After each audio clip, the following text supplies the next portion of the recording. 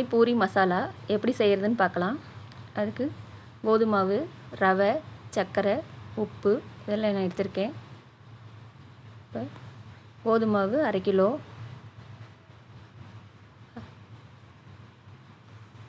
அதில் ரவை 50 கிராம் நம்ம சேர்த்துக்கலாம். 1/2 கிலோ கோதுமை மாவுக்கு 50 கிராம் ரவை, சர்க்கரை 2 ஸ்பூனு,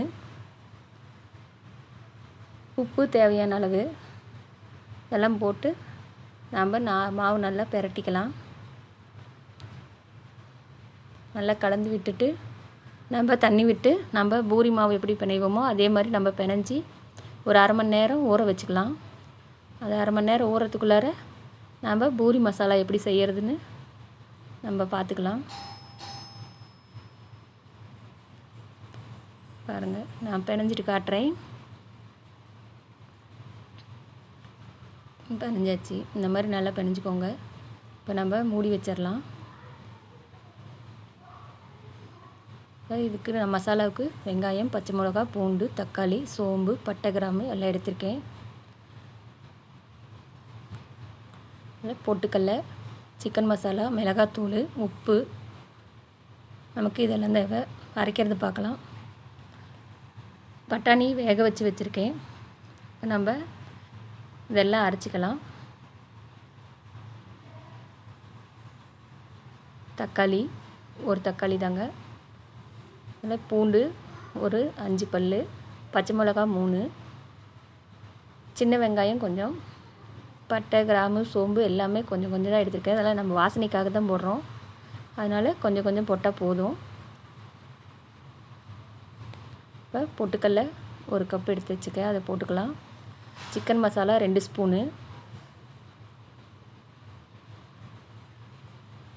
மிளகாத்தூள் 1 ஸ்பூனு. இதெல்லாம் நம்ம அரைச்சிக்கலாம்.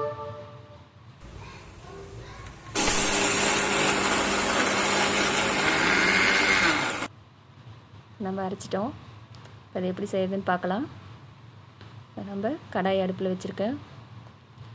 எண்ணெய் விட்டுக்கலாம்.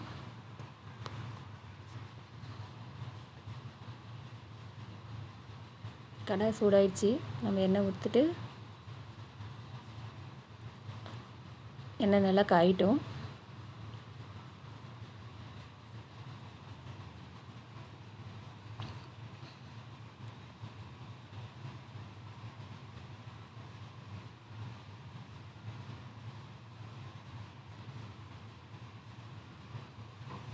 எண்ணெய் நல்லா சூடானதுக்கப்புறம் தான் நம்ம கடுகு போடணும்.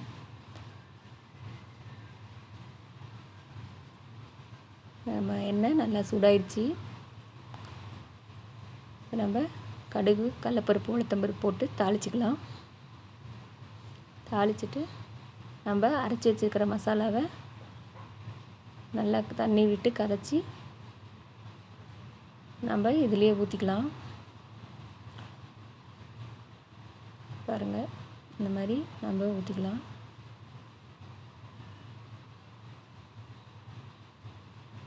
இதில் நம்ம எவ்வளோ நமக்கு மசாலா தேவையோ அந்த அளவுக்கு தண்ணி நம்ம ஊற்றிக்கலாங்க. நம்ம பொட்டுக்கல்லையெல்லாம் போட்டுக்கிறதுனால குழம்பு நல்லா கெட்டியாக வரும்.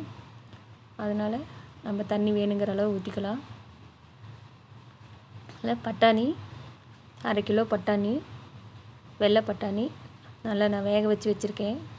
இப்போ நம்ம உப்பு சேர்த்துக்கலாம்.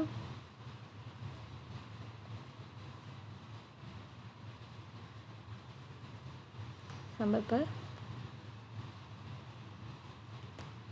பட்டாணி இது கூட நம்ம சேர்த்துக்கலாம். பட்டாணி நல்லா வெந்திருக்கணும், அப்போ தான் நல்லாயிருக்கும் மசாலா. நம்ம எல்லாமே இதில் போட்டாச்சு. நல்லா கலந்து விட்டு நம்ம மூடி வச்சிட்டா நம்ம மசாலா ரெடி ஆயிடும். நம்ம அதுக்குள்ளார பூரி எப்படி போடுறதுன்னு பார்த்துட்டு வந்துடலாம்.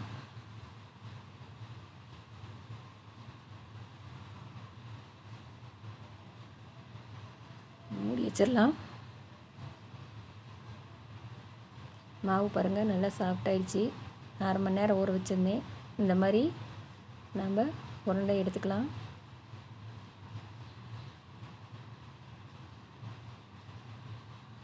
இது நல்லா நம்ம சப்பாத்தி கல் வச்சுருப்போம் இல்லையா, அதுலேயே தேய்ச்சிக்கலாம். இந்த மாதிரி மூடி எடுத்துக்கோங்க. நம்ம வீட்டிலையே இருக்கும் சின்ன செம்படம் மூடி ஏதாவது இருந்ததுன்னா எடுத்துக்கலாம். இப்படி வச்சு நம்ம நல்லா அழுத்தி எடுத்துக்கலாம். இதான் பூரி நமக்கு நம்ம கடையில் வாங்குகிற அந்த பானிபூரி மாதிரியே குட்டி குட்டியாக கிடைக்கும். அப்படி இருந்தால் தான் குழந்தைங்களுக்கு பிடிக்கும். அதனால தான் நாங்கள் இப்படி செஞ்சுருக்கோம்.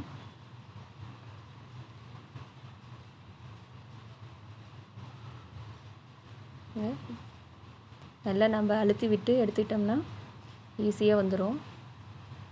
இப்போ மேலக்கிற மாவை எடுத்துடலாம். பாருங்கள் எவ்வளோ அழகாக வந்திருக்குன்னு. இதே மாதிரி நம்ம எல்லா மாவையும் தேய்ச்சி வச்சுக்கலாம். இப்போ அதே பூரி போட்டுக்கலாம். நான் எண்ணெய் காய வச்சுருக்கேன். அதில் பூரி போட்டு எடுத்துக்கலாம்.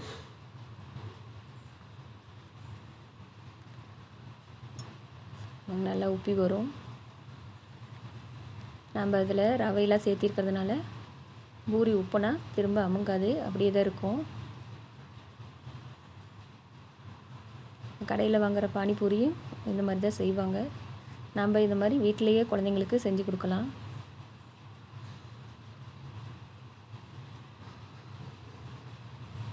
இந்த மாதிரி நான் எல்லா பூரியும் போட்டு எடுத்து வச்சுக்கிறேன்.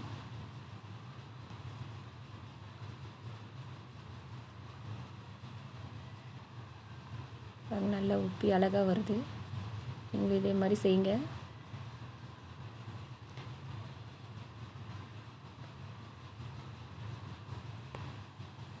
நான் பாருங்கள் எல்லாம் ரெடி ஆயிடுச்சு.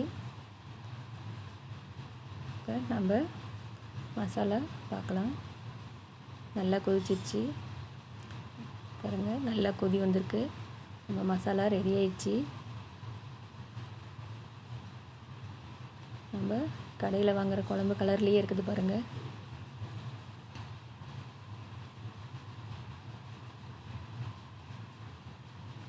நல்லா நம்ம கலந்து விட்டுட்டு நம்ம அதுக்குள்ளே பூரிக்கு ரெடி பண்ணுறதுக்கு பார்த்துக்கலாம். அதுக்கு கேரட் துருவி வச்சுருக்கேன், வெங்காயம் பொடியாக அரிஞ்சு வச்சுருக்கேன், கொத்தமல்லி தலையை அரிஞ்சு வச்சுருக்கேன். நம்ம இதை வந்து பானிபூரி கூட எப்படி போடுறதுன்னு பார்க்கலாம். இப்போ இதில் நான் பானிபூரி மசாலா எடுத்திருக்கேன். பூரியை இந்த மாதிரி சின்னதாக பிச்சு இதில் போட்டுக்கலாம். இது மேலே வெங்காயம், கேரட்டு, கொத்தமல்லி தழை இது எல்லாமே சேர்த்துக்கலாம். சேர்த்துக்கிட்டால் நம்ம பானிபூரி மசாலா ரெடி ஆயிடுச்சு. நீங்களும் இதே மாதிரி செஞ்சு பாருங்கள். உங்களுக்கு இந்த வீடியோ பிடிச்சிருந்தாக்கா லைக் பண்ணுங்கள், ஷேர் பண்ணுங்கள், சப்ஸ்கிரைப் பண்ணுங்கள்.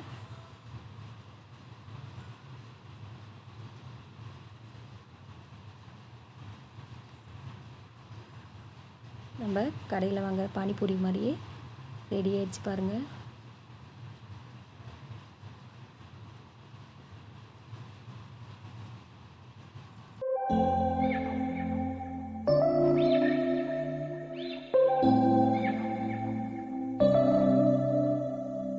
September we met,